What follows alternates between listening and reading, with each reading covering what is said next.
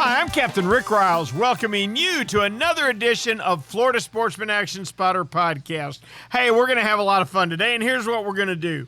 We're going to start out with a trip out to paradise. I can't go all week without getting my billfish fix, and I think one of the great billfish destinations anywhere right now is Nosara, Costa Rica. Craig Sutton's on the ground there. He's going to let us know what's happening. Then we're going to work our way down the east coast of Florida and up the west coast. And you know what? We always have an interesting question for the guys. I love finding out more about how other fishermen fish in their areas and such. Tonight, all of our guys are professional fishermen. I want to know the bad side. Okay, everybody knows the good side of being a charter boat captain. You can be on the water all day, every day. What could be better than that? It's not as easy as it sounds, and we're going to find out some of the reasons why. Hey, this week's podcast, along with every week, is brought to you by Yamaha. Reliability starts here. By Shimano, bringing people back to nature. By DOA Lures, the unfair advantage. By Tournament Master Chum, the best chum on earth. By Nosara Paradise Rentals, your dream vacation. And by Young Boats. You want the finest in flat spay and offshore hybrids? You need to check out youngboats.com. Well, for at least 10 to 15 minutes a week, I get to spend a little bit of time in paradise, even though maybe not in person, maybe through my buddy Craig Sutton, who is the purveyor of all things fishing in Costa Rica at Nosara Paradise Rentals. Craigie, how we doing? I'm good, Captain Ricky. Real good. Good deal. First off, tell me how the boys are doing over there. What's getting caught? Yellowfin, smaller ones, no big ones. A few mahi. Few sails. The bite was a little slow the last few days, but I mean good, but slow compared to the rest of the week. And I think the water down there, this time of year at the end of May, the water goes from being northbound to southbound. Mm-hmm. And as it approaches, generally it's somewhere around the full moon. And as it approaches, it starts slowing down in the current. And then there's 4, 5, 6 days that it just almost no current, then it flips around and then goes southbound, and then the fishing lights up real strong through August. But, I think maybe a little bit of it the current's starting to slow up a little bit now. Today they caught some yellowfin, but they were the 20, 25 pounders, which nothing wrong with that, but none of those giants. So maybe it's starting to happen, but, if not, it's going to definitely start slowing up next week, I think, for a few days. Craigie, I think more blue water fishermen everywhere need to pay more attention to current. For some reason, it's always on the forefront of my mind when I'm running out of Stuart, Florida. If you get out into that Gulf Stream and it's running 6 knots to the north, you've got to work your way back in and get in that 1.5 to 3 knot northerly current of the Gulf Stream. And, it's funny when I come up and fish off Jacksonville, I rarely give it the amount of credence it deserves, but current has a lot to do with our success. It has a lot to do with how fish feed. Absolutely. And everybody thinks of certain moon phases and all that, and it can be, but the moon's just part of the formula. It's not the absolute factor on it. It's I've been down there before, the week before the full moon, and the current be next to nothing. And our area, Costa Rica, it's weird sometimes. I actually saw a week down there where there was almost 3 full days where the tide only moved about a foot. Yeah, that hurts you. Yep, I bet it hurts you. That was a kiss, but it was like a 3 days that it did that. And we usually got about 6 feet of tide swing. But it was crazy. I'd never seen it do that. The bite started pretty decent, and then as it got slower and slower, the bite just slowed down to nothing. Nothing. I argue with commercial fishermen all the time because they're big believers on the moon and stuff, and I go, yeah, but it's not the only factor, and you can have the perfect moon phase and it be the kiss of death for fishing. So. Craig, it took me years, decades to figure out marlin fishing in the Bahamas. And I finally, after studying the current and studying the salinity and studying the moon and studying the pH in the water, studying every factor you could study. I studied down to how many jellyfish there were per square mile, and I finally found the secret formula to catching a blue marlin. And if you drag a big bait over the head of a hungry blue marlin, he eats it. That's how it works. That's right. That's right. I've had guys tell me, they go, well, what's the best moon phase? What's the best time? And I go, I wish I knew that. I spent literally about 6 hours one Saturday afternoon. We were about 5 years into the fishing. I had all my catches charted with the moon phase. I laid them all out on spreadsheets, and after about 6 hours of studying them and flipping around and stuff, I figured one thing: I don't know nothing. Well, if you're like me, ever since we were kids, back when you were fishing in Northeast Florida a lot, even when we were kids, we hated the full moon. We didn't like fishing the day of the full moon. Can we agree on that? Well, I mean, yes and no. I mean, I did 2 Grand Slams, back-to-back trips. One was the day of the full moon, and then the second one was 2 days later, after the full moon, which I've had guys tell me that's the worst phase you could ever do. But trust me, I'm telling you, we had 7 marlin the first day and 5 the second, but we did them in about 2.5, 3 hours. Yeah, I know just what you're talking about, and where I was going with that story was the supermoon of 2010. Remember that moon? How it lit up the entire sky. I was tied up in Boat Harbor the night of the supermoon, and I'm like, oh man, we don't even need to leave the dock tomorrow. They can see well as daylight out there right now. We'll go out there and drag them around a while and see what happens. It's my only 5 marlin day, Craigie. only one I had. I had 4 blues and a white, so that shoots that whole theory up in smoke. Yeah. See, it's more to it than just the moon. There is. Yeah, it really is. But you know what? It's fishing. Let's just go anytime we can go. Hey, I got a question for you. How long have you been in the charter business? Like 16 years, 17 years now. What's the worst part? 16. It's doing everything you're supposed to do, and the people get off the boat and they go, we didn't catch any fish. And I tell the clients, I said, I can put you on a good boat, good bait, good crew, good equipment, and everything, but talk to that guy up above us.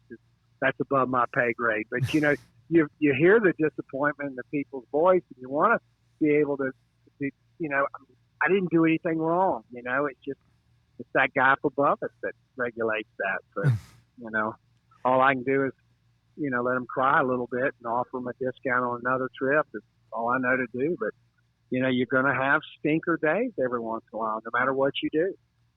Well, wait a minute.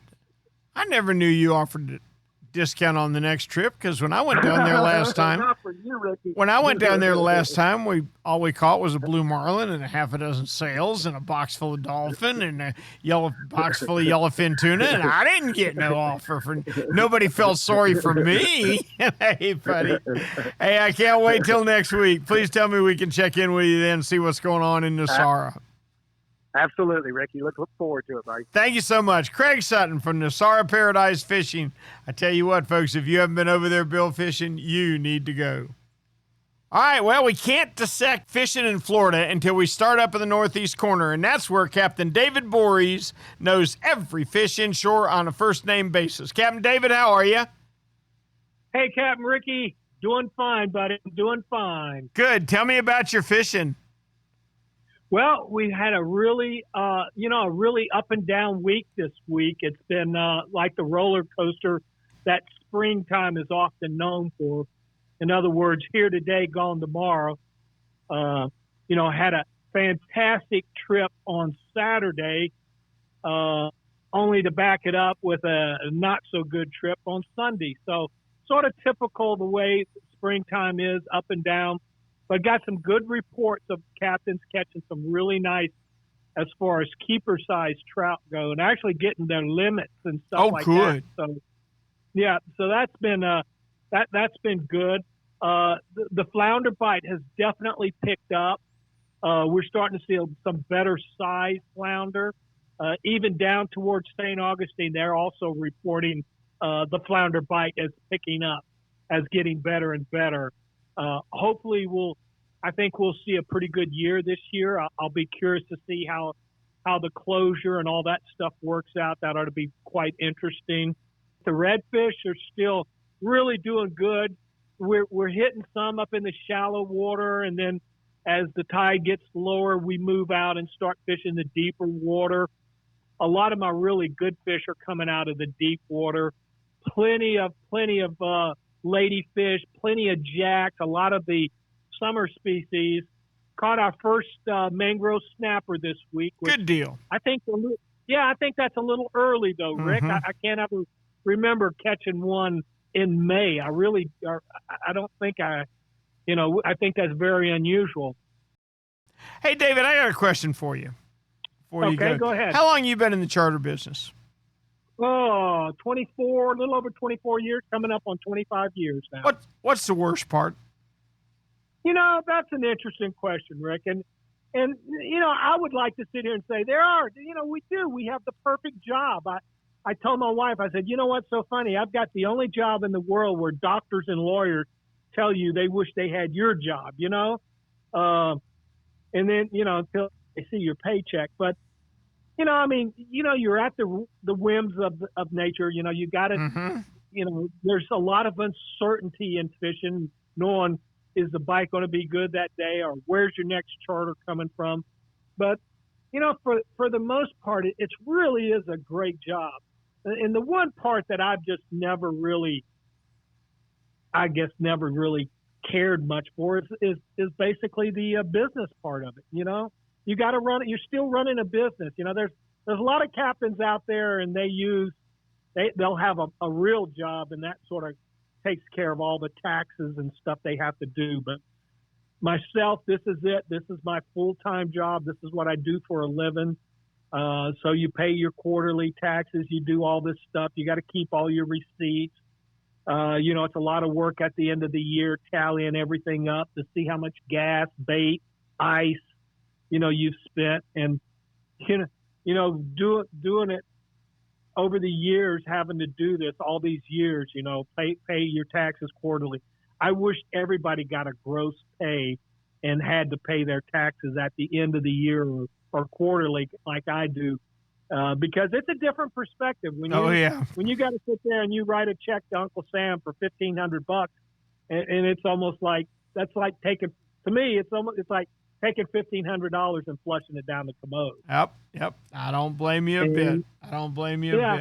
Yeah, I think for me, even when I was younger, I think the hours eventually got to me. Whew! People don't think that's a long day. You do it right, it's a very, very long day.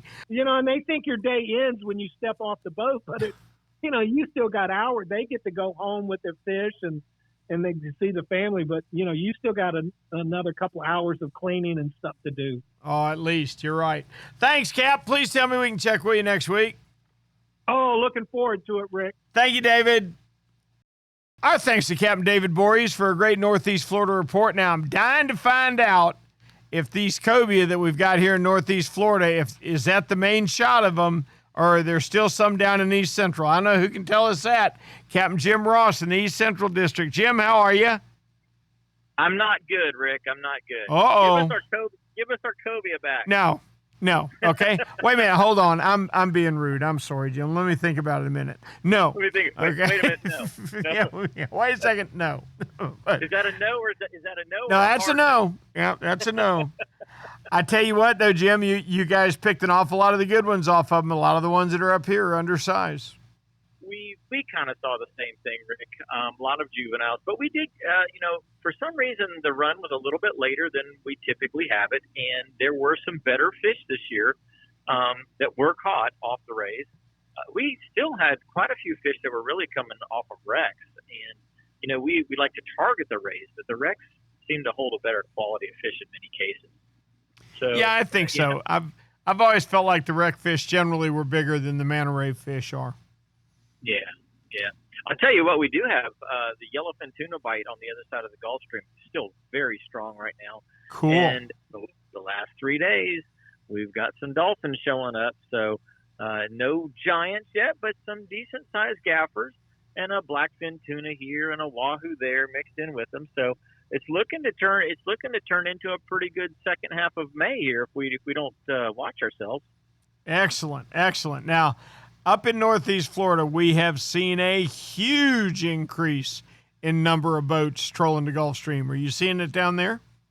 Yes. Yeah. Any day that it's flat, I don't care if it's a Tuesday, I don't care if it's a 4 p.m. on a Thursday. As soon as it goes flat, boats are running offshore to try and catch fish. Mm-hmm. Yep. What's going on inshore? Well, the cobia showed up, last month. Well, this month, following right behind them, we got those big jacks, those big beach donkeys, we like to call them. Right. They were chasing topwater plugs. We're getting them on big chuggers and big skittering type plugs. That's always one of my favorite things to do. There's sharks mixed in with the tarpon right now, so we're catching a mixed bag of both. As an example, Wednesday of last week, we had 7 sharks, 5 big jacks, and 2 tarpon. So I consider that a successful day out on the boat. And then inshore, the jacks are running inside the inlet and up into the river a little bit down at Sebastian, coming up towards Melbourne. So that's kind of an interesting thing that we've got to look out for, too. And if you've got a big mullet or a big topwater plug, they'll chase them in the lagoon just as fast as they'll chase them out along the beach. Now, Jimmy, we're seeing a whole lot of ladyfish up in Northeast Florida to be this early in the summer. Are you seeing them? No, not. I wouldn't say that there was any more than what we normally get. I would like to see that there was more. That would tell me that that we've got a good supply of bait or a stronger than usual supply of bait, but they're about average right now. Now, our trout fishing has been pretty interesting. I think we talked about it last week about how the trout kind of peel, the mullet kind of peel around the boat, and then the trout are remaining there whenever you're drifting down the flat or pulling down the flat. This week we're starting to see some more redfish mixed in with those schools of mullet as well. So a little more of a mixed bag. Not so many. We're not constant. I shouldn't say the concentrations of trout aren't as heavy as they were last week. They're a little lighter, but the redfish are joining in as well. So we're having just as many shots when we're fishing on the flats. Gotcha. Hey, I got a quick question for you.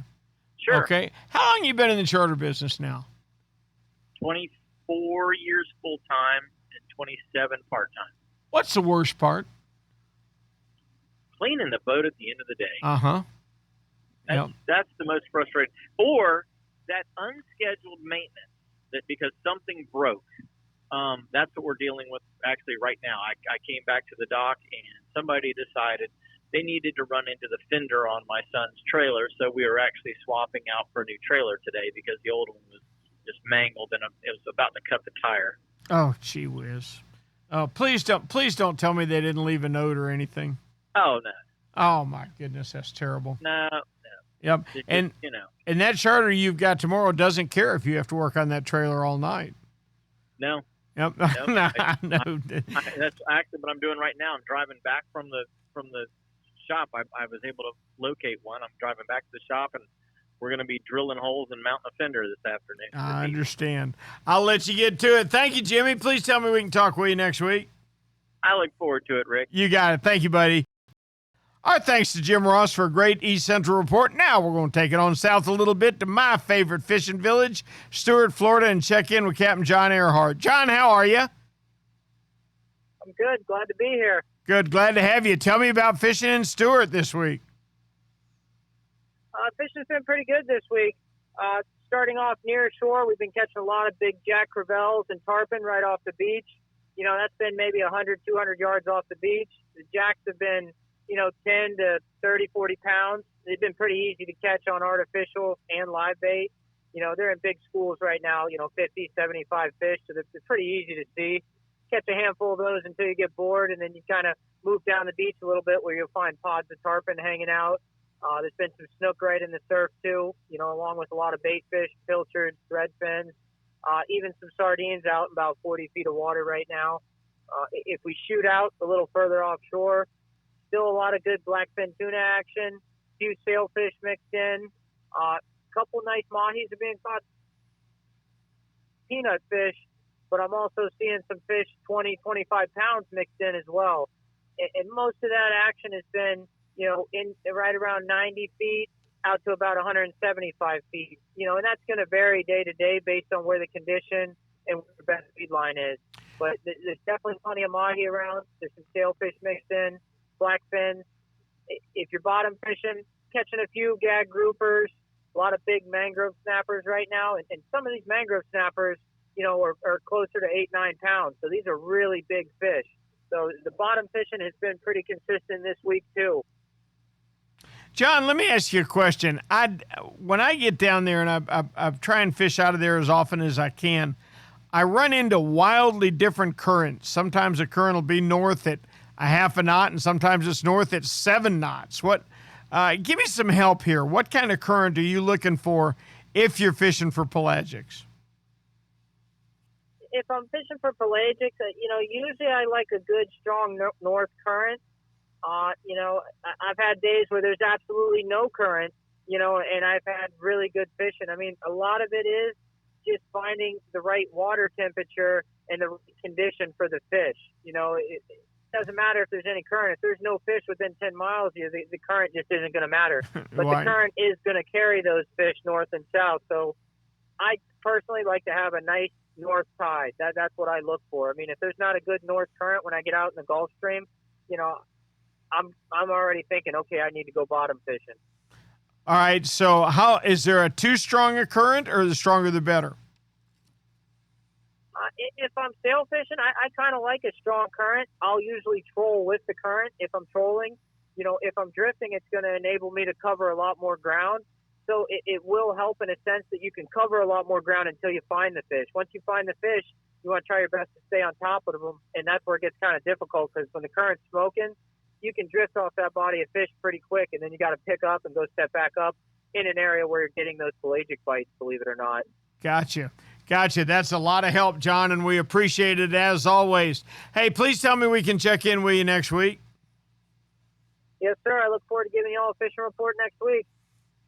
You know what Yamaha Outboards love? The genuine formula and consistency of Yamalu marine engine oils. Outboards are subjected to punishing conditions like high loads, salt, and humidity, a mix that automotive oils can't handle. Yamalu full synthetic and marine performance formulas are certified to protect against friction and corrosion for reliable performance every time.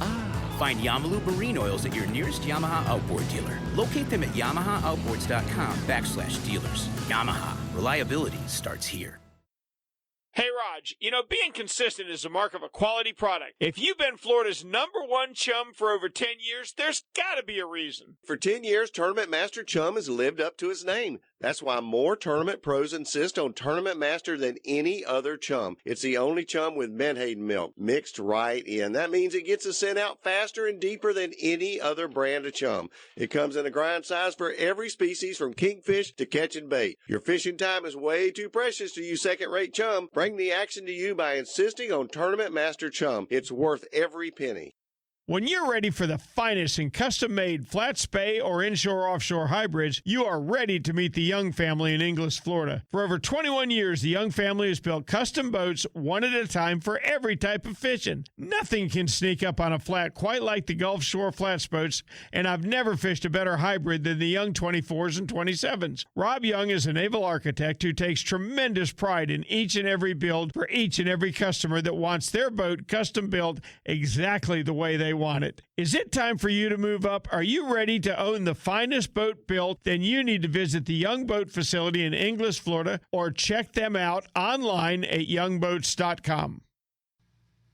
Our thanks to John Earhart for a great Stewart report. We're sounding like fishing's pretty good. They're catching some nice mahi. Let's go down and check out the mayor of Miami, who will tell us what the fishing's like down there, Captain Alan Sherman. How are you? Rick, I'm doing fine. How are you? I'm doing excellent, buddy. Tell me what's going on. It never stops in Miami. The fishing's been pretty good. It's been, I want to say it's been consistent. It's not been great, but it's consistent. So there's some big blackfin tunas offshore. Oh. Anywhere from 15 to 30 pounds.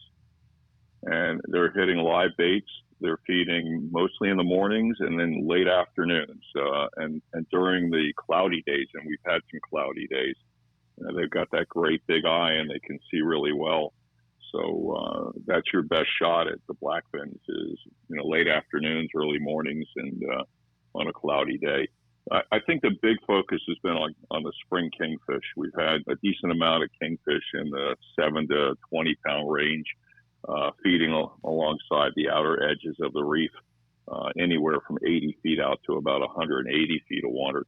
I know I've heard some guys complaining that, they've been using live goggle eyes and looking for sailfish, looking for the blackfin tunas. And when they hit that 180 on in, the kingfish have been eating their baits up faster than they can put one on. And those goggle eyes, they can get pretty expensive here. So, but that's a fish to target right now, whether you're using live baits or, a fresh ballyhoo or Spanish sardine.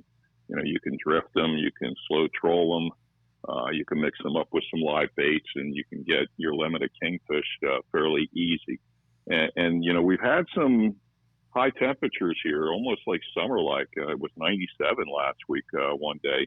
So the water temperatures are hovering in the upper 80s. Ooh, that's hot already. Yeah, so again, early mornings, late afternoons, your best bet at getting into a good bite. There's been a few sailfish, a few wahoo. The guys fishing, the kite baits are getting a sailfish or two a day. And then there's the bonitas, the kudas, the sharks, just for action.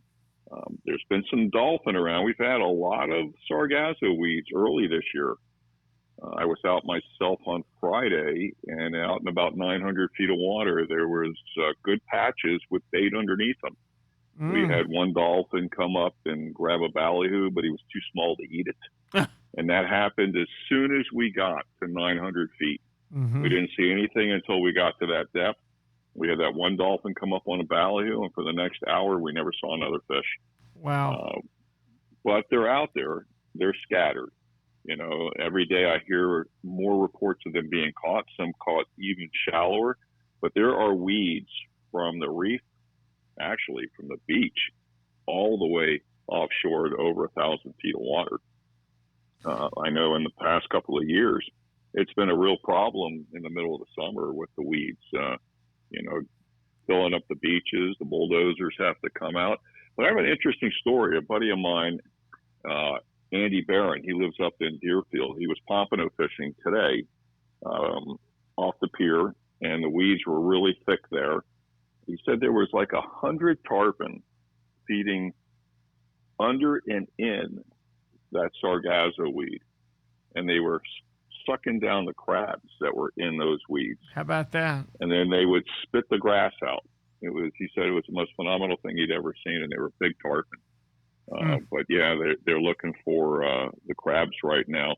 And there's been a lot of tarpon in the ocean inlets along the beaches, and especially around some of our bridges like Bear Cut and Rickenbacker, where you're more likely to see some of the weeds come through and the crabs as well.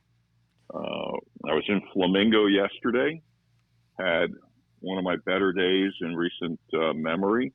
We got really lucky because the forecast was for strong winds out of the south, and we had a couple big storms come in just as we were launching the boat. Once we got on the water, the storms dissipated, but it was like they sucked up all that heavy wind, and we had flat calm conditions for probably like 3 hours, I guess. And during those 3 hours, the guys caught probably 24 plus, snuck up to about 24 inches. Wow. One sawfish that we got to boat side, and then we lost a few sawfish and sharks galore. So Flamingo was pretty good yesterday, although when the wind came up, which it did around noon, it just shut the fishing down. I think we had 4 more stuck after that. Alan, the sawfish population is getting much better, isn't it? Oh, it is, yes. Yeah. We see them almost, I won't say on a daily basis, but if you really wanted to see one, and you targeted the areas that they usually are found, you will see one, if not hook one and catch one. Thank you, Cap. And Please tell me we can check with you next week. Definitely. Talk to you then, Rick. Thank you, Alan. Captain Alan Sherman from Get 'em Sport Fishing Adventures. Now let's head on down to Alamorada. You can't go through paradise without hitting Alamorada. How are you, Captain Nick? We're hanging in, no complaints. How you can't complain in Alamorada? It's against the law. That's true.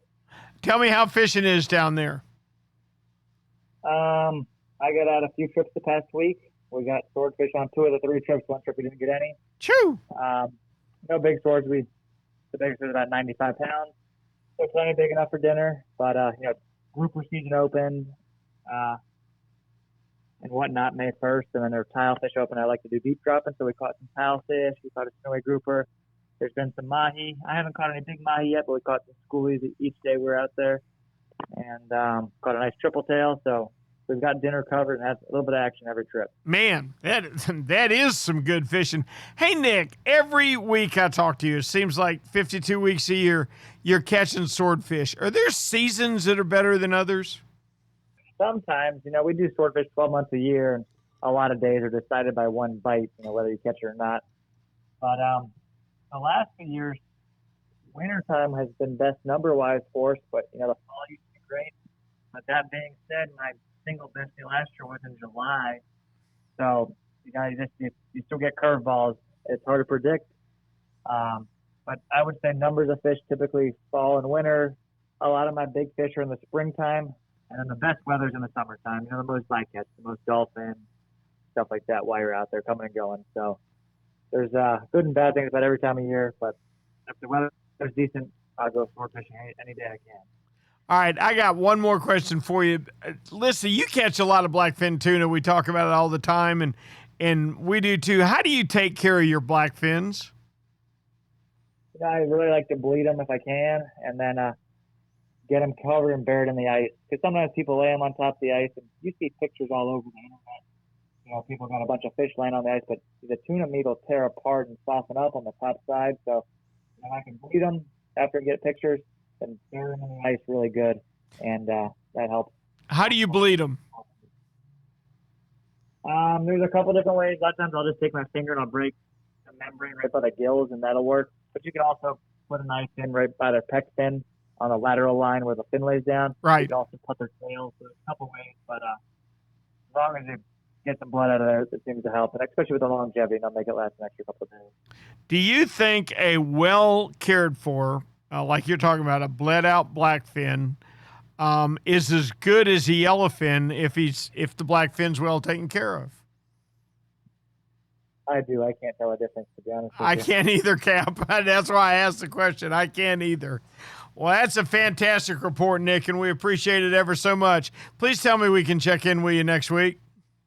Yep, we'll be here. We'll talk to you then, Rick. Thank you so much. Captain Nick Stanczyk of the Broad-Minded in Alamorada, Florida. Yeah, it's finally getting hot, okay, and of course that means the water is warming up too. Just like the great fish always do, the biggest and baddest of so many species we fish for will soon be holding in deeper water in an attempt to cool off. You name it, if it feeds deeper in the water column, it cannot refuse a DOA terrorize. It drives straight down and crawls across the bottom with an action no deep feeder can resist. Whether it's crappie deep under some lily pads or a tarpon rooting around bridge pilings, DOA makes a size and color terrorize that they can't say no to. Flashing that big bright eye in front of any bottom-feeding game fish is just unfair.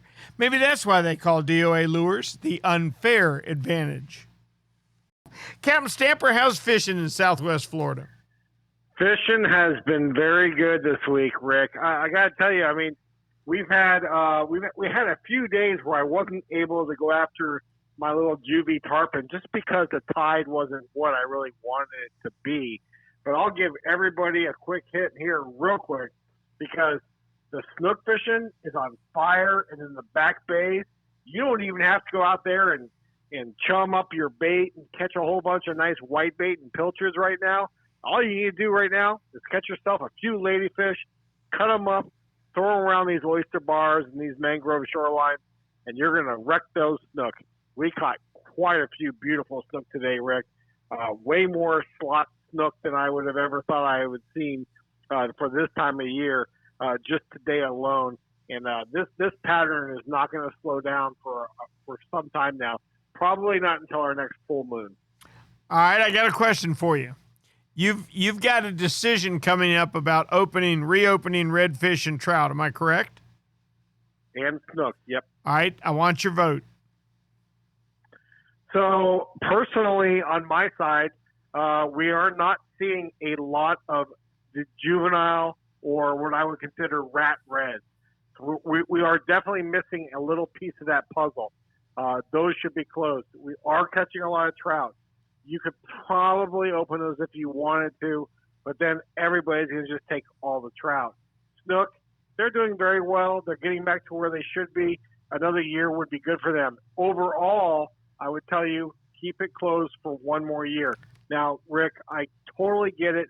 A lot of these guys that are weekend warriors that are only out once or twice a week, they're like, we're catching these things here and there. Why can't we keep them? Which I totally understand, and I'm behind them. I've given my input already to FWC, and my input was if you have to open it, let the recreational anglers keep those fish that are in slot and in season, but keep the guides closed for one more year. How about that? How about that? And it's not very many guides that would have that opinion. I'm so proud to be your friend and agree with you 100% on that. I got one more question for you before I let you go. How long have you been in the charter business? Oh, man, about 15 years now, full-time. Did it part-time before that. And, of course, I grew up in South Florida and Miami, and I learned from some of the best. So I've been fishing my whole life. I mean, people, I hate to say it, but people used to be like, can you take me fishing? I'll pay you. Well, way before I thought about being a charter captain. These days, you know what? I do it all the way the right way, and fishing's good for me, and life's good. What's the worst part? You know, it's kind of funny you say that. So the worst part for me is every once in a blue moon you get somebody that thinks that every day is like a fishing show, but that's not the worst part overall, Rick.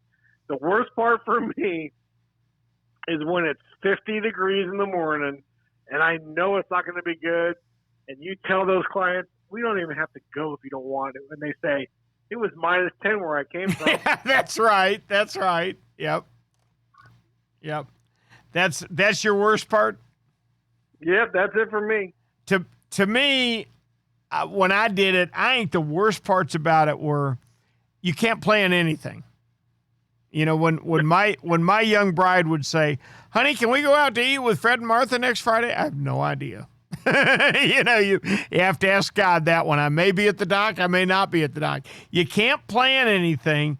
And boy, if you're successful and you run a bunch of days in a row, then I get that horrible feeling, or I got that horrible feeling that I wasn't doing my best because situations would come up. Do you know what I'm talking about?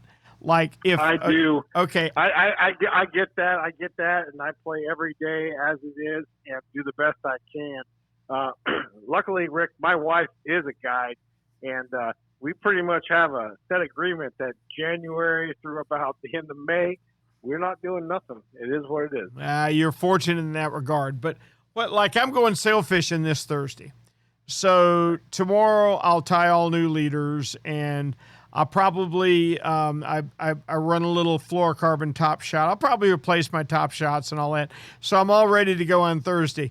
But back when I was running charters and I was booked Monday, Tuesday, Wednesday, Thursday, Friday, after a while, on Friday afternoon, I'd look at that leader, you know, and I'd go, ooh, you know, I can't believe I'm fishing that. I hated it when it got away from me that way. I really did. But it's a hard way to make a living, but it's a good way to make a living, isn't it? You're right. You're absolutely right. Very blessed. Cap, we always appreciate it so much. Please tell me we can check in with you next week. Always, Rick. I'll talk to you next week. No worries there. Thank you, Captain Stamper. Greg Stamper from Snook Stamp Charters, and we certainly enjoy hearing about the Southwest fishing. Our thanks to Greg Stamper for a great Southwest report. Now let's pull up into West Central, find out if the kingfish are still biting for one Ray Markham. Ray, you there? Well, they're not biting for me. I don't bite. I don't really catch kingfish on the flats so much. Well, I know, but they do in your area, my goodness. Well, absolutely they are. Yeah, they still are. I mean, there's still a bunch of tournaments going on. The guys are still catching a wad of them. I think after last weekend, they started thinning out just a little bit with as many boats on the water trying to catch kingfish. But boy howdy, they're sure catching some good ones. But that's not all. I mean, the guys that are really like escaping beyond where the kingfish tournament anglers are, they're doing really well on amberjacks, doing real well on red grouper once they're getting beyond about 100 feet, and multitudes of varieties of snappers. I don't care if it's mangrove snapper, lane, vermilion, you name it, they're catching them. And they're catching a bunch of red snapper. Well, catch and release for now anyway. And in as shallow as about 75, 80 feet of water. So, there's kind of pre-fishing a little bit for red snapper season coming up in June. But hey, you guys get quite a season this year. How long is your season? I don't know the exact days yet, but it's at least a month. And it's longer than that, I believe, because I think there's also some provisions for either an extension or some days a little bit later on. I haven't looked into it that much because I'm still a month and a half from it, and when guys are going to really start asking me questions about it, I mean, everybody else is already booked. Yeah, So, I can tell you, I think yours runs from June 1st into August, Ray. I mean, I know that count right. that count that they did in the Gulf that showed Yes. the council that there's not 27 million snapper, there's 110 million snapper. Eventually, we're going to beat them over the head with this information enough to where they're going to start to understand. But the information they originally had was probably not exactly accurate. no, that would be a nice way to put it.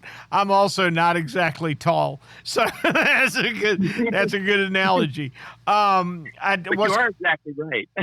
Yep. Now you're looking at a reopening June 1st of your trout and redfish, or not yet? Well, that's what we're hearing. You know, what we've got right now, I mean, we've got recommendations from the commission. It's got to go back for a vote. And, of course, the final is going to be up to the head poobah and determining what they want to do with it. There's been some dissension in the ranks, mostly to the south. And if I had to put my best guess on the whole thing, I'd say they're going to open redfish and trout north of the Manatee River, and anything south they will keep closed. And as far as snook is concerned, it'll probably open, but not until it's normally going to be open in September. But that would be my guess. So anybody's guess, but that's mine. Yep, well, that sounds fair enough, and it sounds like the fish are going to be ready for the opening just like the fishermen are. Ray, I appreciate it as always. Please tell me we can check with you next week. You bet. Hey, the year was 1953 when one of the true pioneers of big game fishing hung it up. It was none other than Ernest Hemingway. I just don't want to do it anymore, he's credited with saying. The tackle has become so sophisticated, the fish don't have a chance. Can you imagine walking him through the aisles of Strike Zone Fishing now and showing him the latest and greatest from Shimano? Can you imagine handing him a Saragusa spinner that weighed less than his bait did and could put more torque on a rampaging tuna than the giant old reels of his day? No, Ernest, I'm afraid you left us way too early. The fights with great fish still go on today, and sometimes we still get beat. But if I were a sea monster of your day, I think I'd still rather do battle with you than face the tools that Shimano has stocked on the Strike Zone shelves some 68 years later. Our thanks to Ray Markham for a great West Central report. Let's head into the Big Bend. I love the enthusiasm of one Captain William Toney in downtown Homosassa. William, how we doing?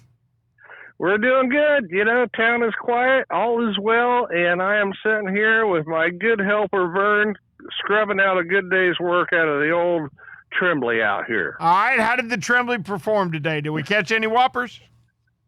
Well, we did get some real nice redfish. We struggled a little bit on trout. Now, I will say the trout fishing has been subpar and a lot of spawned out fish. So the trout we did keep today for our shore lunch, we kept 5, 1 per person, and they were all male fish. So they were about 15 and a half to 17 inches. Keepers and eat well, but I had to really work for them.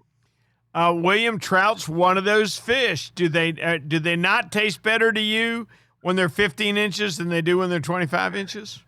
They taste really good after I put that, half pound of bacon in the oil and fry it up and do the hush puppies. And you put them in there next. It's now like just stop it. They do. I agree with you, Rick. Those smaller fish like that are good. And it's funny that, there's always the lull time. It's in May and the first part of June where it seems like the trout, and I've always tried to figure it out if, you'll get some big female trout, 19, 22-inch fish, and you can tell they spawned out a little bit. And the male trout, so it seems like they go one or two directions. So I had to fish kind of way back inside where I would fish more back in the winter months, not as far back as in the rivers, but more into your bigger bays. So if I was up toward Waukesasa Bay, I'd be back in the east end. If I was down like I was today in Chassahowiska Bay, I was back up in the east end of Chassahowiska Bay, and we finally found some trout in there and had good luck before we went and caught redfish and did shore lunch. Now, did you do trout for the shore lunch, redfish, or both? Well, we ate the trout, and then everybody got a keeper red, and I cleaned those, so they took those home for dinner on another night. That ain't bad. That's a fine day's fishing, Cap. That's a fine day. Is that how it's been for you all week? It has. It's been on and off. We've had actually this past weekend, it had a front here. It got down in the low 60s at night. So I kind of welcome it. As long as we can prolong the spring over here on the Big Bend, I think it's going to help our fishing out. Now, I have seen an influx of cobia. A lot of nice fish coming to the table here at McRae's, and I've heard all the way up towards Cedar Key, and they're being caught in the 8 to 18-foot range. So inshore, anything out like 20 to 30 feet, I haven't heard anything. So the fish that are being caught are shallow, so that they're getting them on live pinfish, usually on a wreck or a high-profile rock on a live pinfish. And some of the anglers are sitting there on the rock and kind of nursing it, waiting for it to happen. And some of them are going spot to spot and actually seeing them cruising on the top. Now, does anybody over there throw eels, William? Not that I know of. It's just something that's uncommon. I mean, we get every once in a while, let's say, the slippery dick, which is kind of like an eel-looking thing that some of the shrimpers will get. And I do know some hardcore cobia guys will request those from the shrimpers if they leave them in the tank. And that's the closest thing that I know of like an eel in our area, which I don't really think it is an eel. Yeah, they're also called lizardfish, right? Well, no, it's different. It's actually, it is a long teardrop shaped kind of floundery looking fish. Now, our lizardfish have teeth and they're tubular. Right. But that's what I thought you were talking about. No. That is a slippery dick. It's when I used to work the shrimp boat over here, it was, that's what it was. You couldn't get a hold of them to throw them over or nothing. And they are eel-like, but not tubular, but more flounder flat or almond shaped. But a big one would be like 6 to 8 inches. And the cobia guy or cobia anglers would request they knew some of the local shrimpers if they'd save them a mess. And they were really good baits. I'll be darned. That's interesting. Yeah. All right. Anything else important going on over there? Oh, not much. Just that, we're having our typical spring, late spring fishing. But one thing that I do know that there are some tarpon starting to show up just south of Homosassa. Our fleet of our fly guys, they're always in tune to try to break that world record on the fly.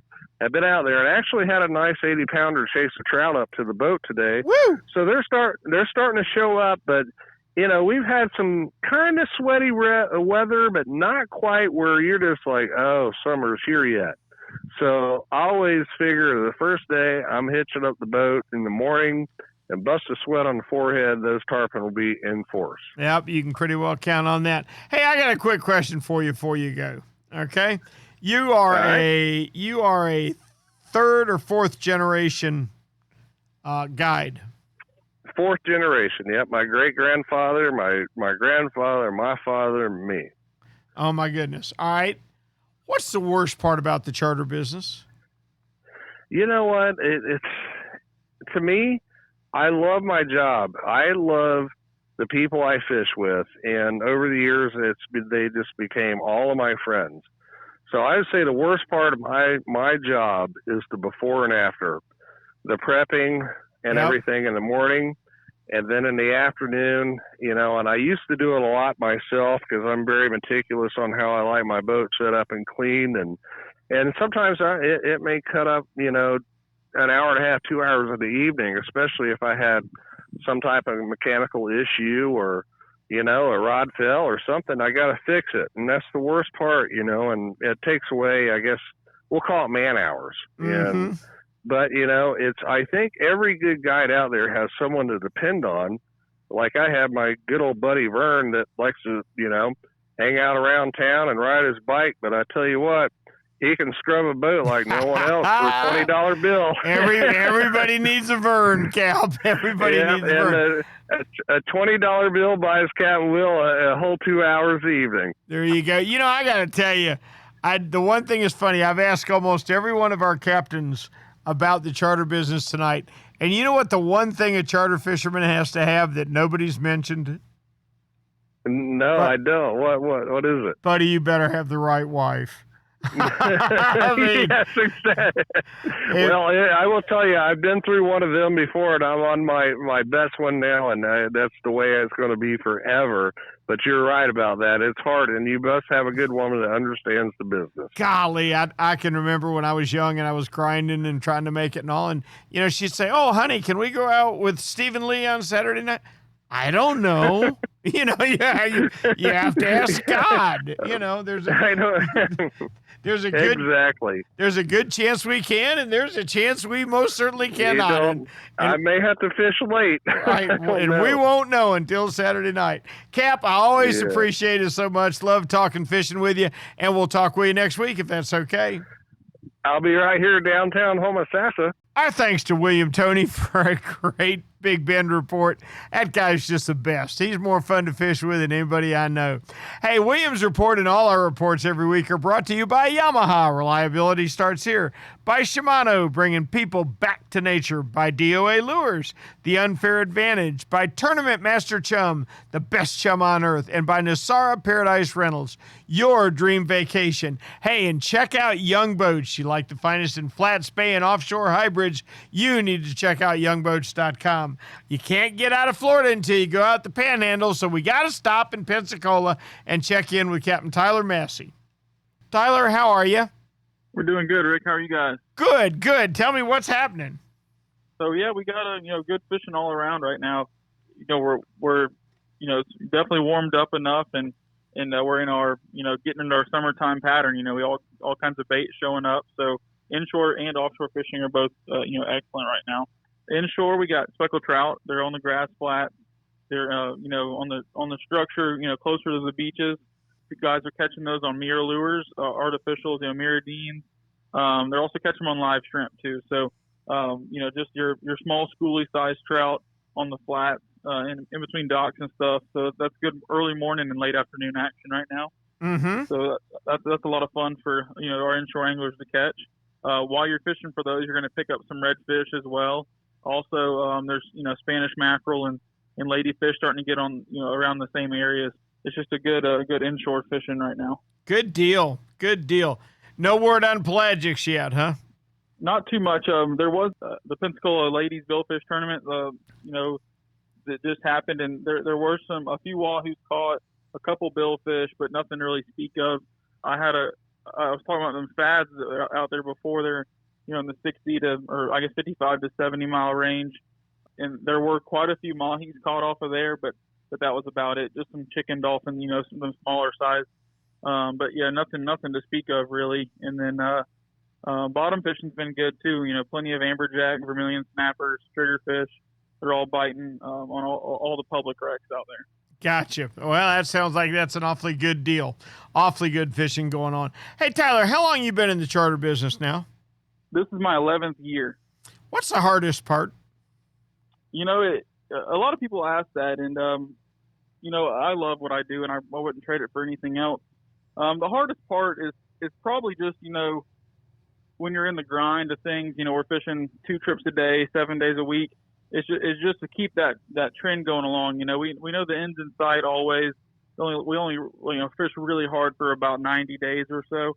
So we always got to get it when we can. So, the hardest part's probably is, not being able to take off time in the summertime and just having to keep going while the getting's good. Mm-hmm. That's right, because there's a lot of wind coming soon that's going to shut it down. Yeah. No matter when it is. You're exactly right.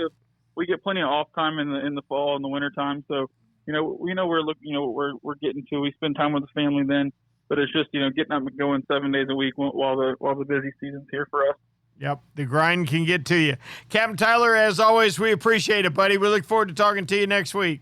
All right, we'll see you, Rick. Thanks so much. Captain Tyler Massey from out in the Panhandle. Hey, guys, let me tell you, it's been a lot of fun and a lot of good fishing around the state tonight. A lot of guys in a good mood.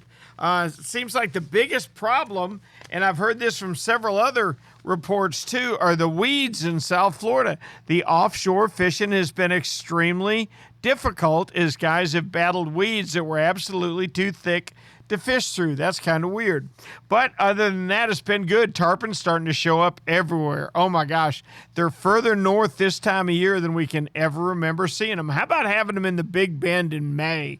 We never used to see them up in the Northeast until July, and now they're here already. So there's no doubt migrations are changing. But we should have some better weather going all the way through the next couple months, so let's get on the water and enjoy it. Tonight's podcast was brought to you by Yamaha. Reliability starts here. By Shimano, bringing people back to nature. By DOA Lures, the unfair advantage. By Tournament Master Chum, the best chum on earth. By Nosara, Paradise Fishing, your dream vacation. And by Young Boats. You want the finest in flat spay and offshore hybrids?